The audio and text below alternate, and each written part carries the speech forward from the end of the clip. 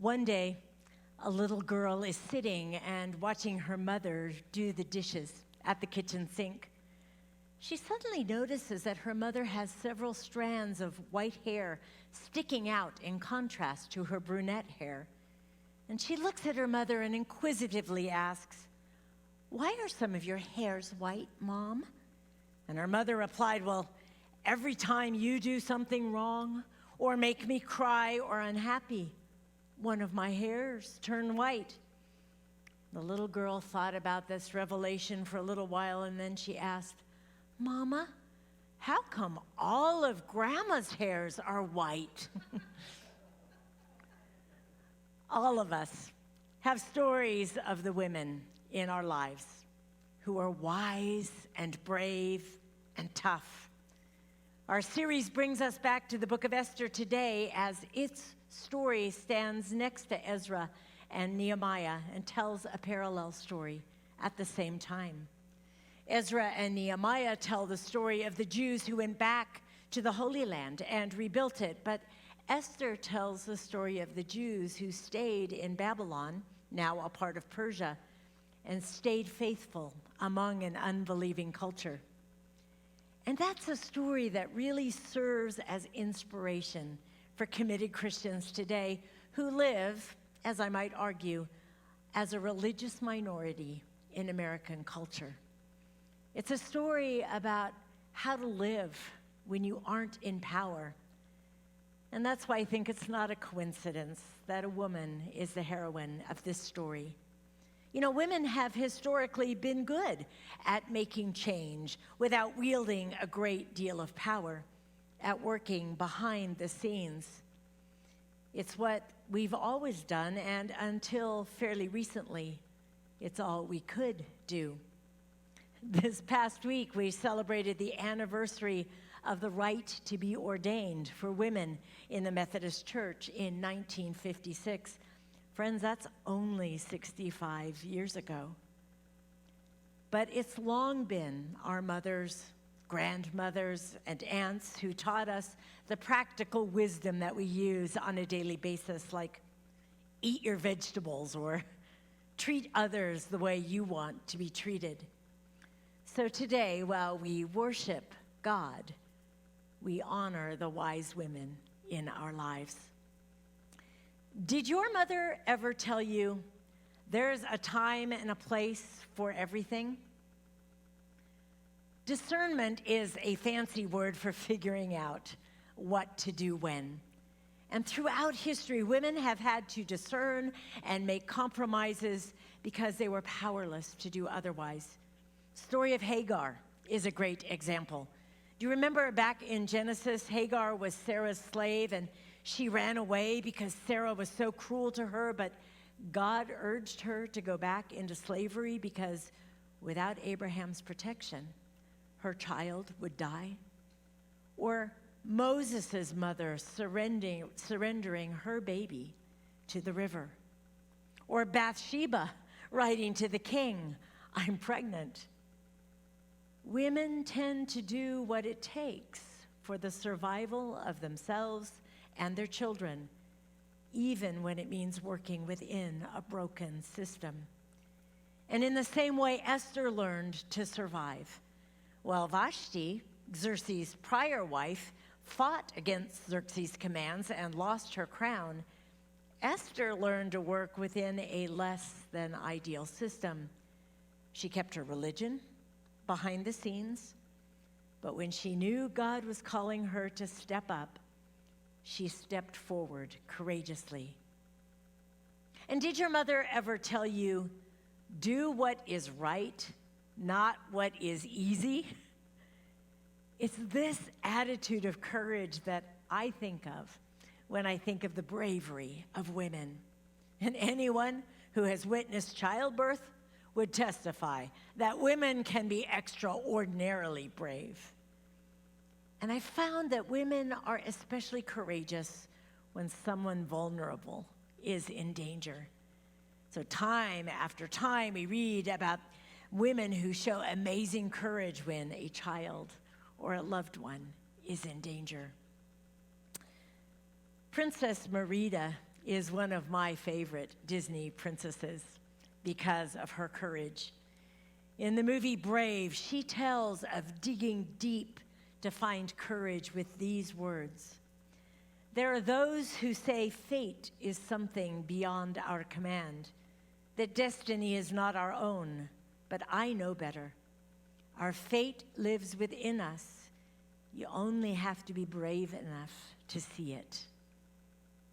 So it's learning to see our courage in the face of fear and hardship, in times of ridicule and hurt, that move us into the life of joy and peace promised to us by God, that we sang about in this verse of the hymn, Amazing Grace.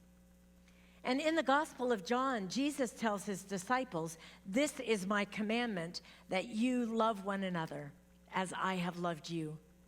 No one has greater love than this, to lay down one's life for one's friends.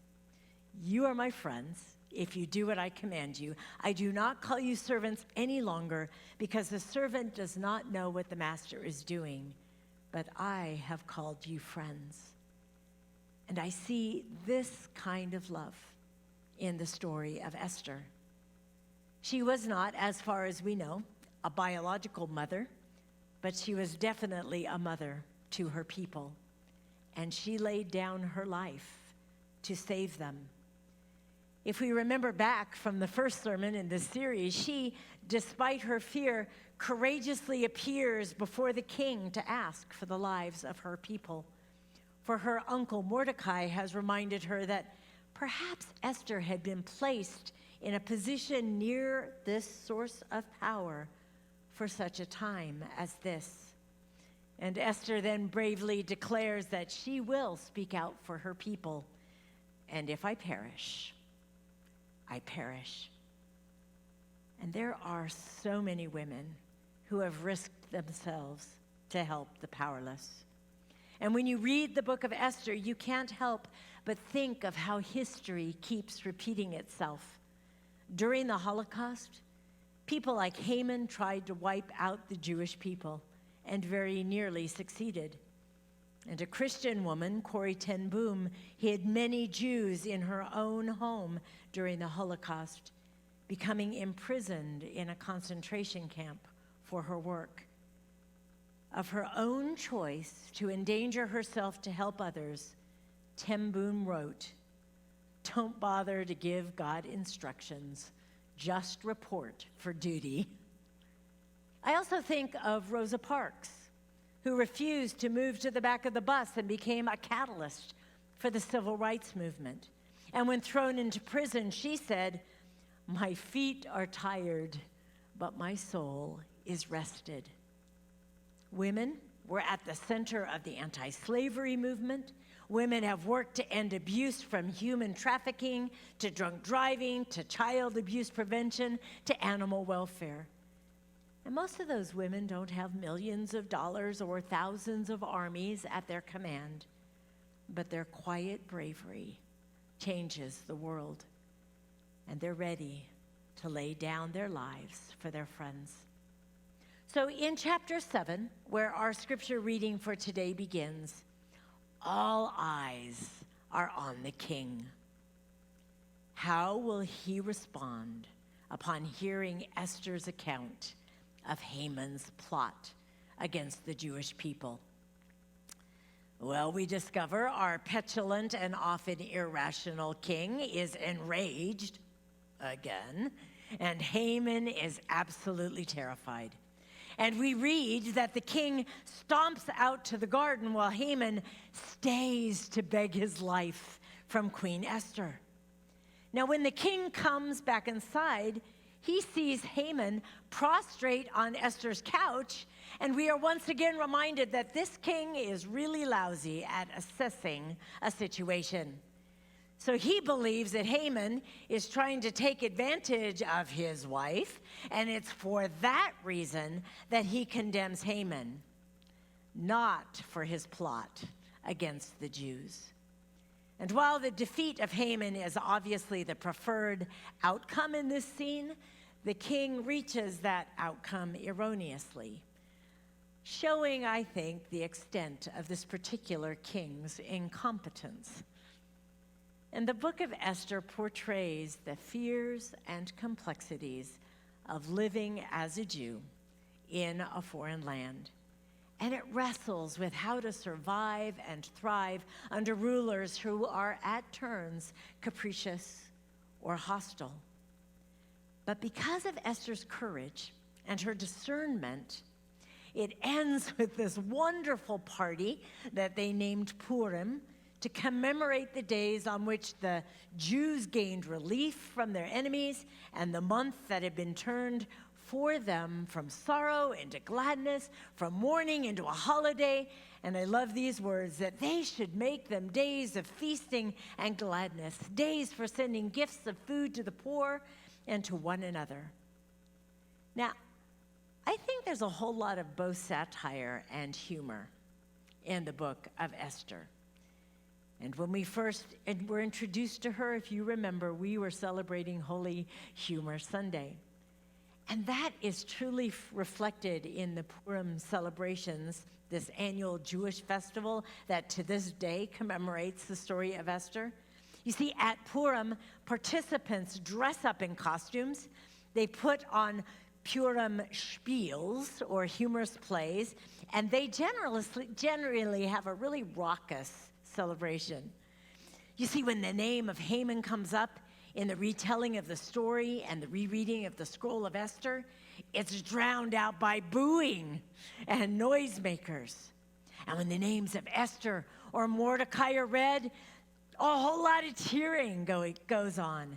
And there's even an ancient tradition from the Talmud instructing Purim celebrants to drink until they are unable to differentiate between the phrases, bless Mordecai and curse Haaman. That's a lot of celebrating. And humor has a way of making a point sometimes when seriousness cannot. This is, after all, the story of an attempted genocide of the Jews in ancient Persia, a story with different enemies that has unfortunately been played out again and again in Jewish history. Indeed, the joke goes that Jewish holidays can be summed up in this way. They tried to kill us. We survived. Let's eat. So as you move into a life full of joy and peace, you may find yourself wishing for God's direct intervention in your life, for a burning bush like Moses, or an obvious miracle like the feeding of the 5,000. But most days, like Esther, you don't get those things. So often, humor makes that reality more bearable, can even put things into perspective. You see, most of the time, God is a whole lot more subtle than we would like. And yet, if you have eyes to see and ears to hear and a sense of humor to weigh the really tough times with the really good times, you will most probably be able to discern where God is acting in your life, where God guides you to be courageous, where God teaches you not to take yourself so seriously, and where God is leading you into a life of joy and peace. So in that more current example, Disney and Pixar used this theme of bravery and call in their 2012 movie Brave, which I mentioned earlier. And in honor of Mother's Day, it's also a classic mother-daughter story. As the story evolves, we find out that Mom, Queen Eleanor, and the teenage Merida often disagree about how a princess should act and dress and talk. And the battle really heats up when Merida is told she must marry a young man she has never met. She's being told who to be, and she doesn't know who she is yet, said co-director Mark Andrews. So Merida thinks that her mother is being unfair. Any of you relate to that? And Merida, like many teenagers, thinks, I know what's best for me, and everyone is trying to ruin my life. So Merida tries to change her life by using magic. But things don't go according to plan, and she creates trouble for the entire kingdom. She fiercely defends who it is, and sometimes that's a really dangerous thing to do. And there are consequences to her actions. Now, in dealing with those consequences, Merida proves that she can fight in the tradition of male heroes with a bow and an arrow and extremely quick wits. She also discovers that bravery means admitting that other people aren't always the problem. As that director Andrews said, sometimes you are your own worst enemy.